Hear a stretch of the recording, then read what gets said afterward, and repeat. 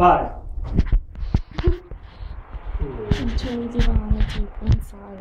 Vicino al divano? E vabbè, tanto devo passare lo straccio anche qua. Ci sono le goccine per terra.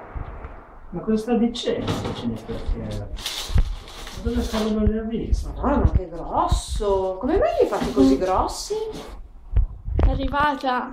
Non sporcare per terra! Minchia, non potevi aspettare, ma la messa è già finita. Sì? Forza? Boh, che meraviglia. Sono un panettiere della Madonna, guarda qua. Wow, la latellina. Va, che mi sporchi tutto per terra! Questo mi è uscito. Dopo pulisci te! Silenzio. Va. Mamma mia, Gesù mio, io a messa e lui a casa a fare il pane. Là.